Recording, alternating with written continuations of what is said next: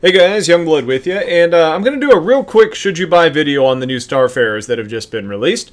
And I say very quick because work has been, well, really kind of a bear lately. But I wanted to make sure that I got this info out to you guys, since I normally do one of these for every concept sale. So for those of you that didn't know, the Starfarer is Star Citizen's fuel tanker and mid-flight refueling platform. And there's two versions that are on sale right now. The first is the base Starfarer, which is going for $195, and the Gemini, or quote-unquote rough and tumble version for $240. You can also buy an upgrade from the normal Starfarer to the Gemini for $45. Now, this sale is currently active, and it's slated to go until Monday the 18th.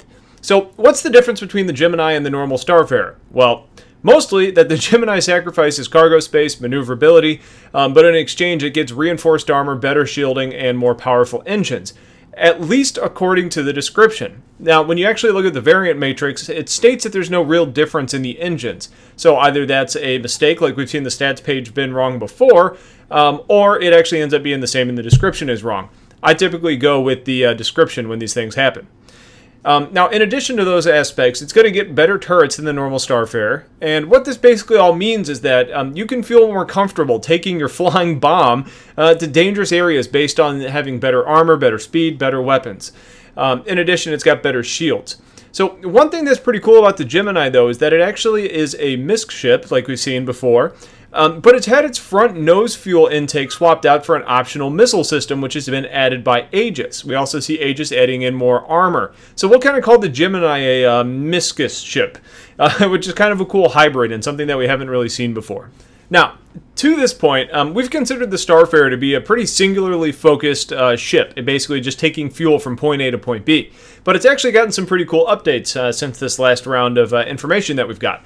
One is that the fuel intake that I mentioned means that you can actually scoop hydrogen from space and use an onboard refinery to turn it into fuel. Basically meaning that you can spend your time collecting and refining fuel instead of going to a base, refueling your ship, then flying to another base and selling it at that location. Now, this is going to make it a great option for organizations and convoys that don't want to have to stop for fuel along the way. And yeah, it's going to actually be able to refuel other ships mid-flight. This is really a badass support ship that larger organizations should make sure that they have in their fleet, especially if you can protect it and you've got kind of long-range aspirations for fleet operations. It's also gotten a big boost in modularity like we've seen with a lot of the other ships. So you're not going to just be limited to carrying just fuel, because you can actually haul bulk cargo pods like the traditional ones that we've seen on other ships. The problem there is that the onboard refinery isn't real useful, but thanks again to that modularity, you could end up equipping something else in that slot instead of the refinery. Now, how much cargo can it actually carry? Well, 3,321 SCU. And that's pretty damn high. You know, compare that to the whole C at 4,608 SCU, and now you've got some decisions that you've got to make.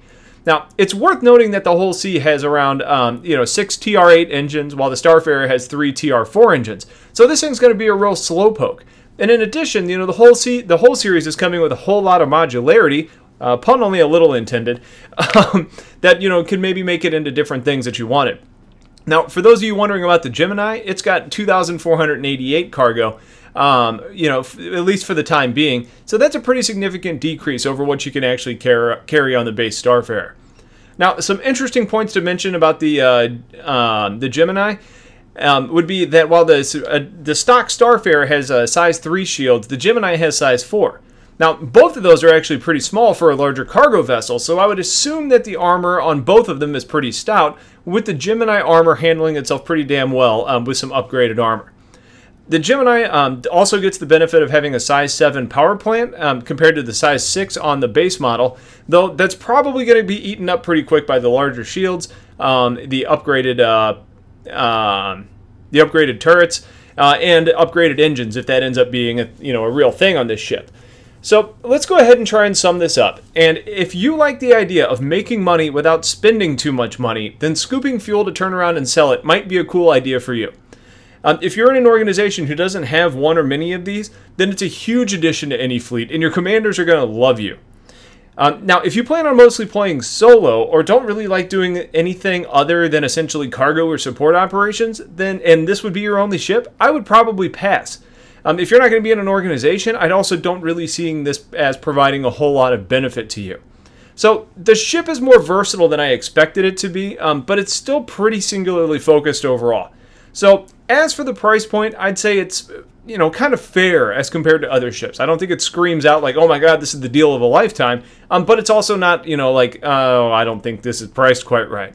So depending on your roles, I think this ship has value. I would say for most people, this is probably a ship to pass on. But if you've got those types of aspirations or ideas on how you want to play, then you can't really beat it for what it is. So that's about all for now. If you have questions, let me know. Otherwise, I'll catch you all later. Have a great day and take care.